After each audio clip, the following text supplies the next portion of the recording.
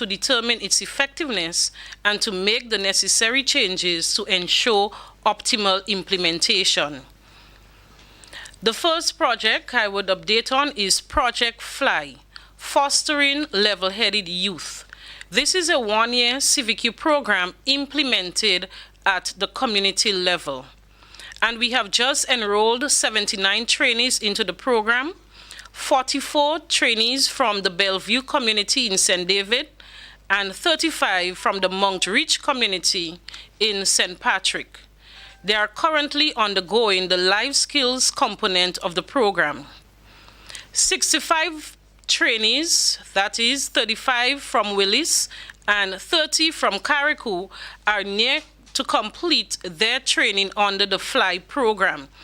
They are scheduled to complete this training in August, and their training areas include general agriculture, general construction, wall and floor tiling, sewing, geriatric care, electrical installation, and plumbing. Empower 2.0. The Empower program was launched 2 years ago with the main aim of targeting our at-risk young men. So the program was designed to give these young men the opportunity for empowerment in order to improve their lives and livelihood in the future. Currently, we do have 110 participants who are completing their CVQ training in the areas of bartending, commercial food preparation, electrical installation, plumbing, and heavy-duty machinery operations. 175 trainees are currently engaged at numerous private and public sector businesses, including construction area, farming, ministries and government departments, hardware entities, and so receiving apprenticeship training. Empower 2.0 basically started with over 300 trainees. But what happened, some of them already found employment during their tenure, and as a result, we are down to 290 participants. The Parish Youth Parliament. The Youth Parliament gives our young parliamentarians the opportunity to understand parliamentary proceedings. It gives them a platform for debate on national issues, to develop their public speaking and leadership skills. We commenced the Parish Youth Parliament on June 23rd in the parish of St. Patrick. St. George Youth Parliament is scheduled for Thursday, July 8th at the Grenada Youth Center. On Wednesday, July 14th, schedule is the St. Andrew Youth Parliament, and this will be followed by St. John and St. Mark combined on July 28th. Strengthening youth groups. Over 65 young people have been trained and are now in a better position to lead various youth, sports, and faith-based and community organizations. The areas of training included leadership, group dynamics, project proposal, writing, conflict resolution, team building, among others. We are getting ready to launch our National Youth Service Weekend, and plans are in place to hold this Youth Service Weekend in the month of September. Already we have over 30 organizations registered to participate in the Youth Service Weekend. That is a weekend where young people will get the opportunity to volunteer in various areas, giving back to their communities. Youth Biz. Youth Biz is a youth enterprise initiative of the Division of Youth Development. It provides training, financing, and support for young aspiring entrepreneurs. For the period January to June, a total of 26 loans were approved and disbursements are ongoing. For this same period, 15 persons already received their funding, and the total disbursements paid thus far is $286,537. A total of $88,498 have been collected from beneficiaries of the program for this same period, January 1st to June 30th, 2021.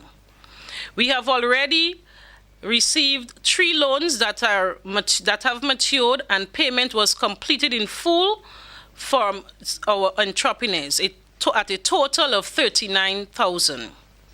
Our Youth Biz Support Center is located in St. Mark. We are in the process, however, of establishing another support center to provide the same opportunities for young entrepreneurs on the eastern side of the country. Our social care unit engages our young people involved in the various programs through individualized sessions, mentoring, providing career guidance, and self-development. They also offer counseling services, and for this year, thus far, they have been engaged with nursing assistants trainees, functional skills trainees, and members of the sewing cooperative. And now I move to the Imani program, where our focus is on this morning. The mandate of the new Imani program is to ensure the holistic development of the nation's youth through career orientation, exposure to work environments, involvement in community development, skills training, and a program for self-development. For this period, January to June 2021, 236 trainees are engaged in direct skills training in the following occupational areas: introduction to ICT, multimedia, printing and graphics, business administration, accounting, and commercial food and beverage preparation. Thus far, 98 trainees received employment and is now out of the program. And we also have 45 trainees who completed their studies in the period May 2021, and these are trainees who were at TAMCC, SGU, and out-of-state universities. 130 trainees receive NVQs and CVQs from the National Training Agency in occupational areas such as food and beverage, restaurant services, food and beverage, bar services, housekeeping, room attendant, and accounting. Our transition process and strategy. It is important that I give a background into this and where we are heading with the transition of the Imani trainees. From 2013 to 2018, 5,100 trainees were engaged in batches 1 to 6 of the new Imani program. Last November, we engaged batch 7 into the program, and they have just started, so they are not yet ready for the transition process. Based on the data, as of June 30th, 2021, of the 5,100 trainees, we only have a remaining 1,811 trainees, that is 36%, and they must be transitioned to sustainable employment. The aim of the transition process is to change the status of trainees from being an Imani trainee to become employees in various organizations, for service providers and other such entities. Given the large number of trainees to be transitioned and the multiple sectors where our trainees are dispersed, we have decided to use a phased approach to this transition process.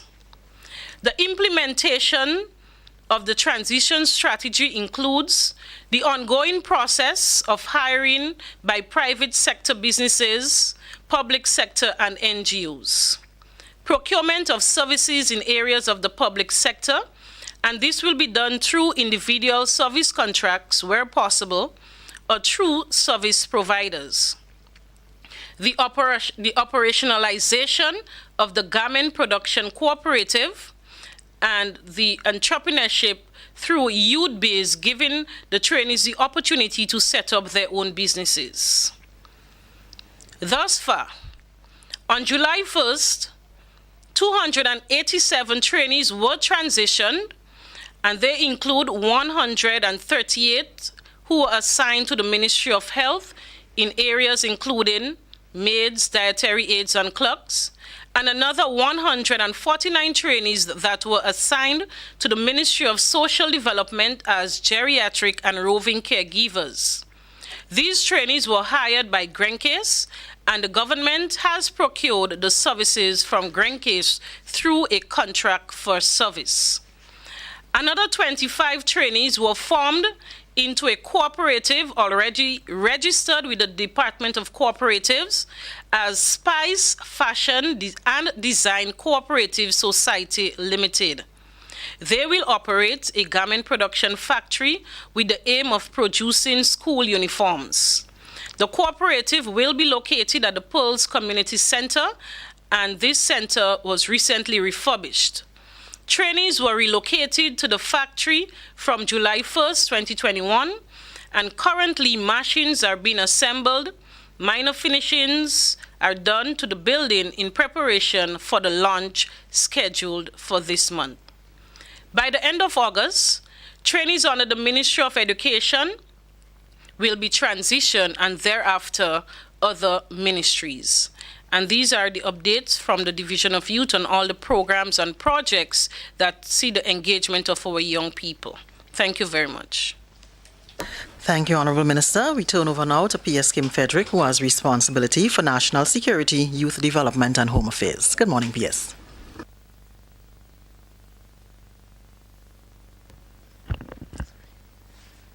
Thank you, Ms. Johnson, and good morning to our viewing and listening public. Minister would have explained the different initiatives that are being undertaken by the ministry. She would have gone into details in terms of the projects and programs. What I'll do, though, is just highlight the priorities for the ministry. So in the 2021 estimates of revenue and expenditure, we have a number of priorities highlighted for the ministry. And the focus of this year is to ensure that those priorities are implemented and that we achieve the objectives set out for the division. So I'll just highlight some of them, and as I said before, Minister would have already gone into providing the details. So the first priority for the ministry is the implementation of the transitioning strategy for the new Imani program. And as Minister would have indicated earlier, we would have started that process in November of last year, and we would have set up a committee to spearhead the process, and we would have collaborated with the respective ministries and departments, namely the Ministry of Social Development and the Ministry of Health, as well as the service provider, in that case, Grencase, to ensure that the strategy was implemented. And as was indicated earlier, from July 1st, we had 149 trainees who, well, they were trainees, now employees, and under the Ministry of Social Development, and 138 that were assigned to the Ministry of Health, now employees. So that, we must say, in part, would have been achieved. As was pointed out earlier, we still have some more trainees, and she would have mentioned those under the Ministry of Education that would be transitioned by the end of August. Hopefully, we would move forward with the others from the public sector. So in terms of the process, what we would have done was engage the various ministries and departments where those trainees are assigned to ensure that the service is required by the ministry and department.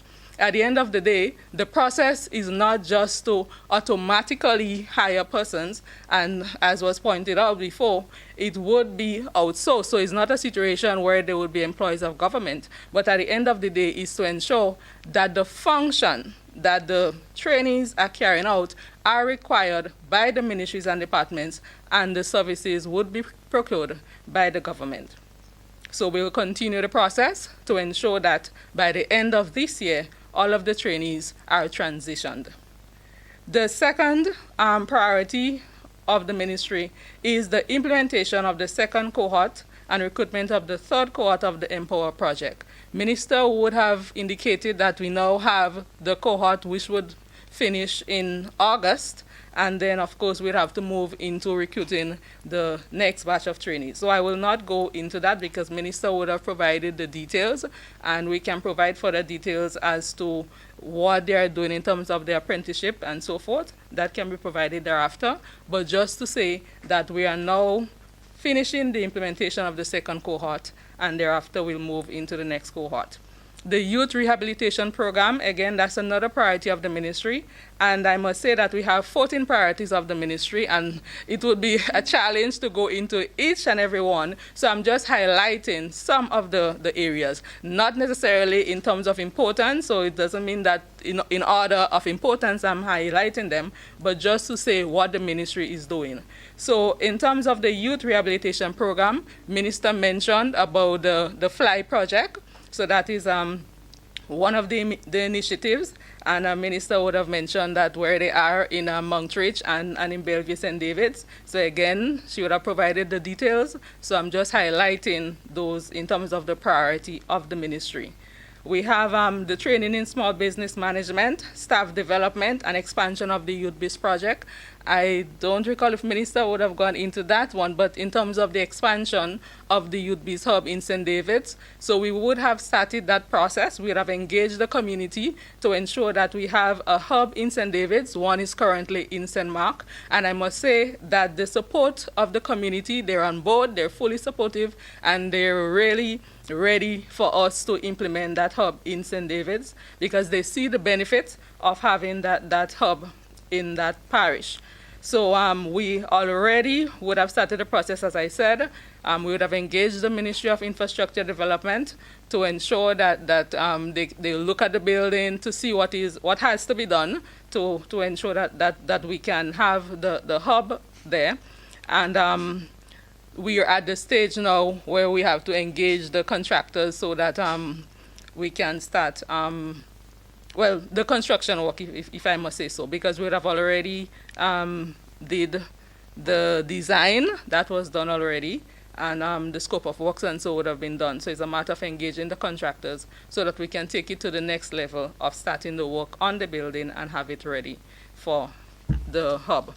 Now, the increasing the visibility of the Division of Youth Development through strong public relations strategies. That is another priority of the ministry.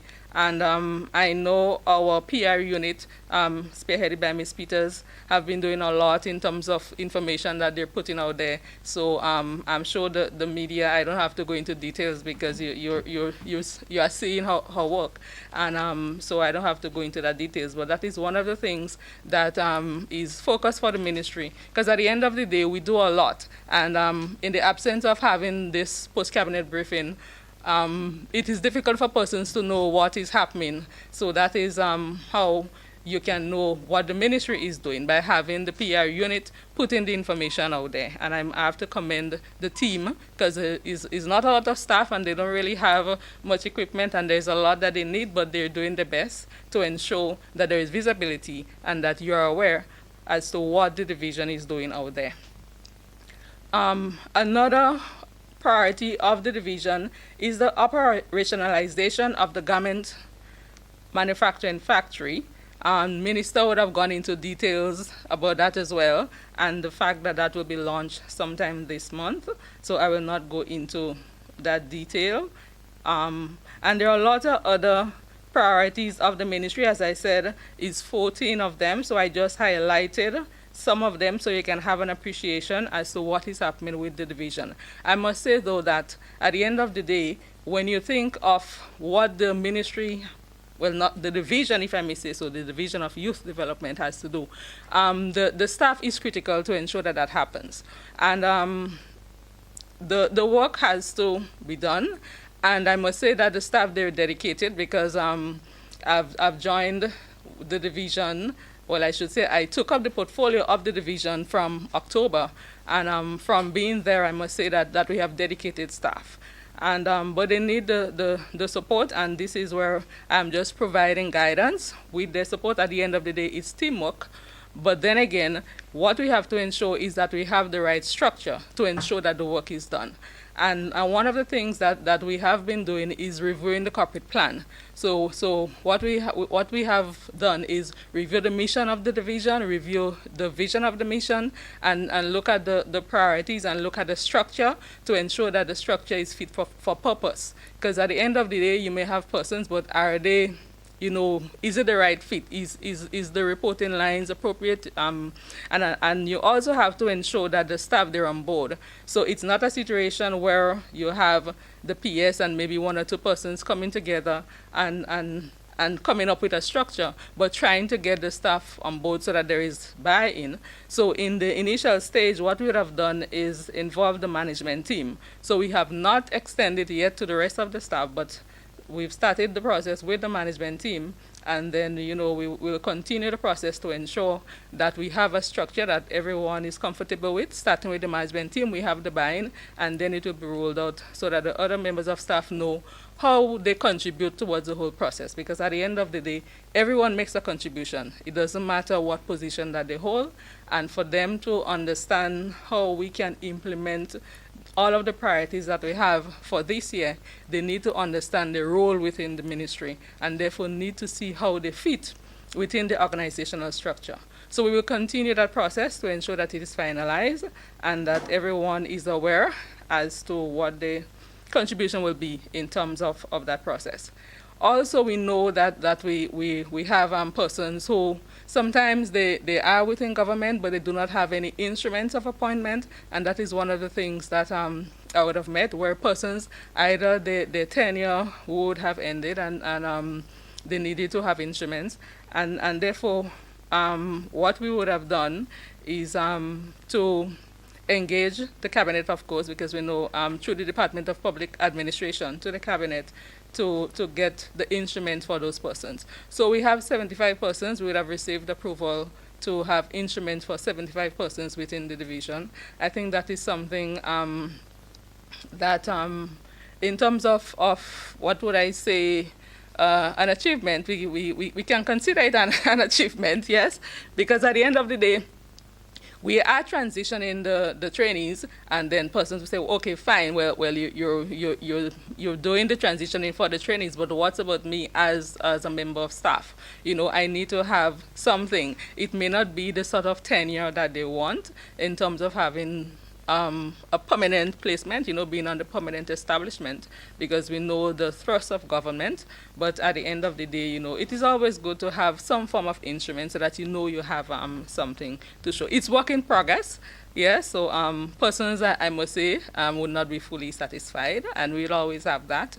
But at the end of the day, it's a start. So we would have started a process whereby, we'd have gotten the approval. And the process will continue. So we will continue so that other persons who have not yet, gotten the instruments, that they will have that at some point in time. So that is one of the things that administratively we are also working on. Because at the end of the day, the staff, they need to be happy. If we want them to perform and to implement all of those priorities that we're speaking about, and to give the report that Minister would have just given, we need the staff on board to get them to do it, and they have to be satisfied.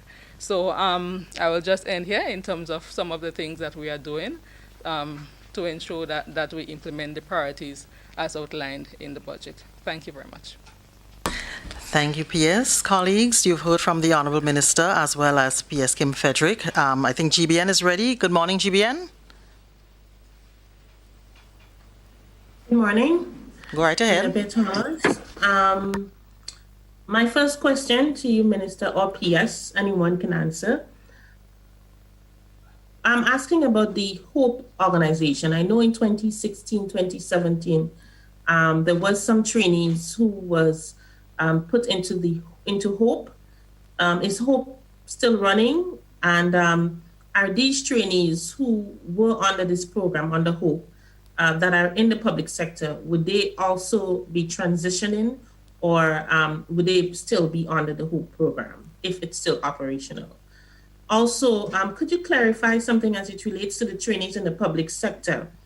Those who were selected to transition, will they be placed on the contract for service through PSC, or is it through another means? And My last question is, as it relates to the end of the transition for all the trainees who were selected, is there an estimated number of trainees that will be placed on the contract or permanent positions in the public sector? Thank you very much for your questions. Very important questions, I must say. First of all, the trainees under the HOPE component of the program. HOPE is a component of the Imani program, and they are still trainees under that program. And yes, they are part of the transition process.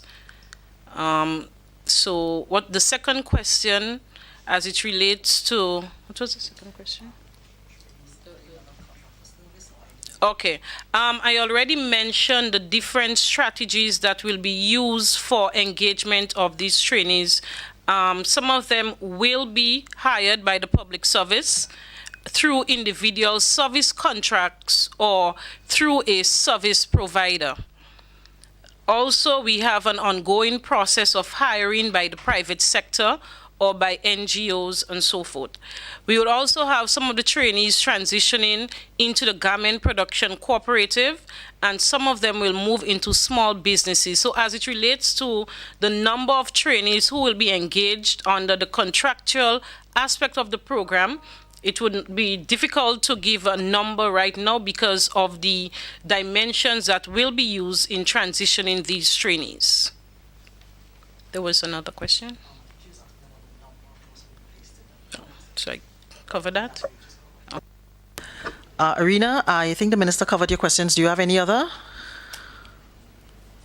No, not for now. Okay, great. Colleagues, anybody else with questions?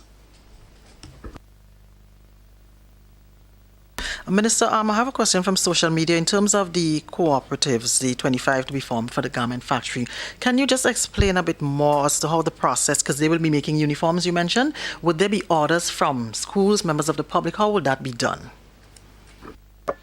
For the Garment Production Cooperative, the main target is the production of school uniform to benefit the seed beneficiaries or those who benefit from the government vouchers program.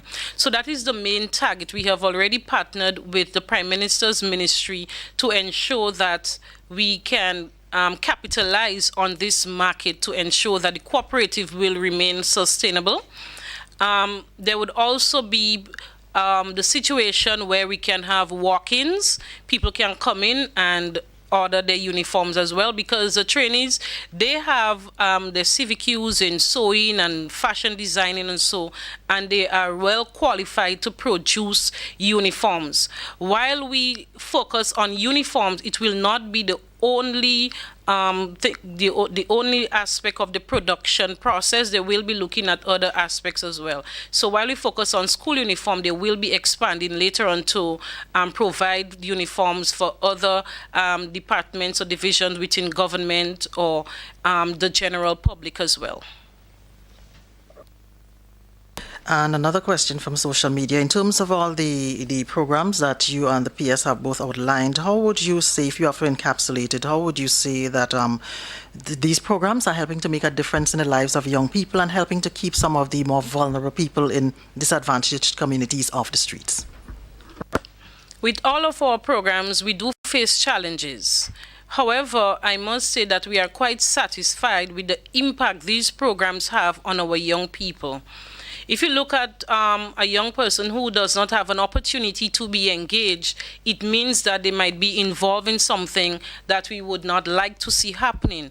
But being engaged in the program gives them the opportunity, first of all, to enhance themselves at different levels. It can be academically, it can be in the areas of skills, and give them the opportunity to receive employment. So in this way, we are helping to shape the lives and to prepare our young people for the future. When we look at a program like the National Youth Parliament, giving our young people the opportunity to understand parliamentary proceedings, to develop a platform where they can add their views on issues of national importance, to learn public speaking and leadership skills. These are the impact we are creating, preparing them for the future.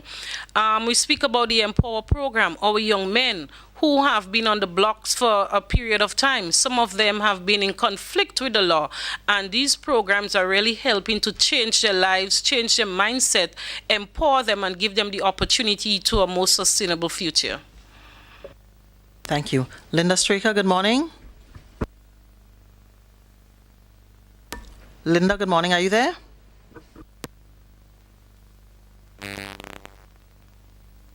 Colleagues, anybody else has questions?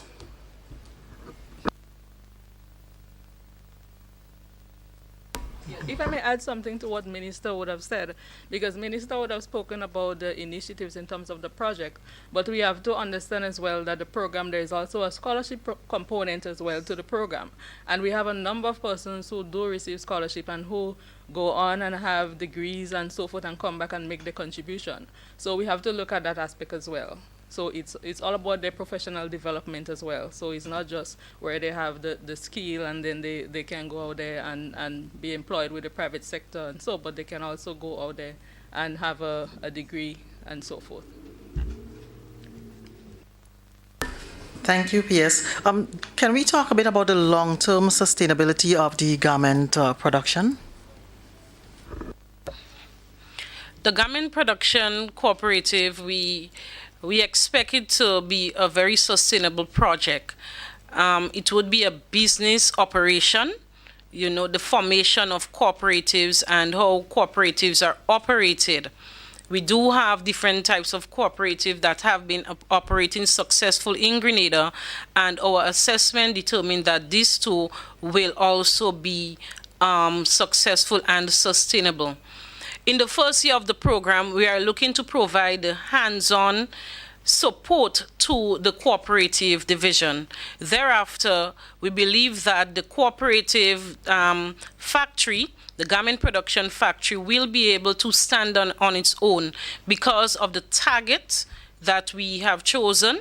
School uniforms is something that, you know, will always be needed because of the children having to attend school.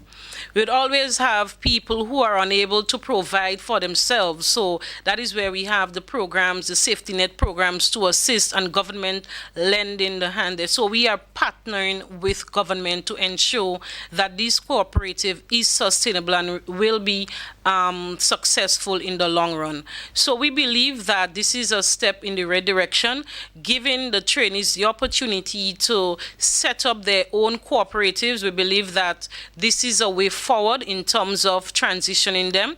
This is just one type of cooperative we have already launched. It will be monitored, it will be assessed to determine how we will launch other types of cooperatives moving ahead. But we believe that it will be going forward. Thank you. Thank you. Colleagues, anybody else ready with their questions yet? GBN, you have another question? Just to clarify, who would be dealing with the finance for the factory? Is it government or would it be the body? The cooperative will be responsible for its full operations. What about and the startup would be from government? Yes, all initial investment will be from government. That's it, Rena?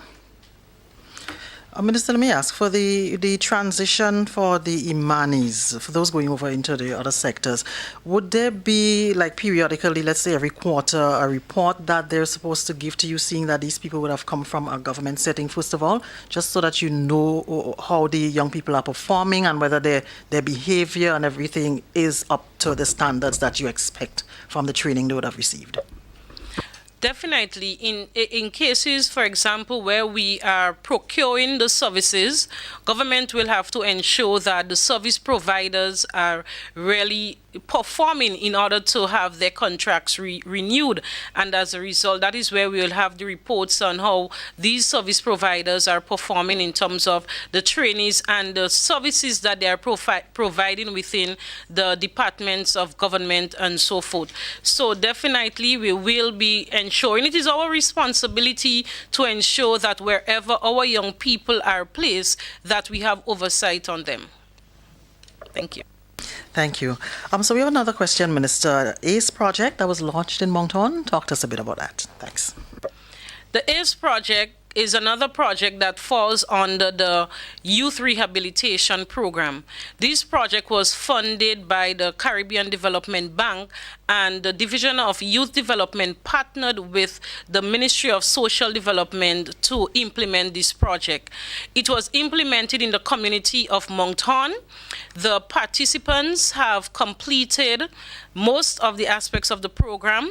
That is the life skills and the training component of the program. The training component is at the CVQ level. And there is also the community component where they will be giving back. What these trainees have decided to do is to construct a playground in the community of Moncton.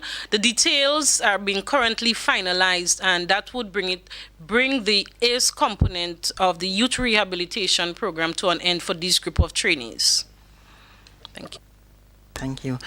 Colleagues, a final call for any questions from you before we wrap up this aspect, because we have a second part. We have to do a presentation to the first winner of the Government of Grenada Ministry of Health Lucky Vax Draw. That's the COVID-19 vaccination raffle. So if you have any questions, please speak up right now.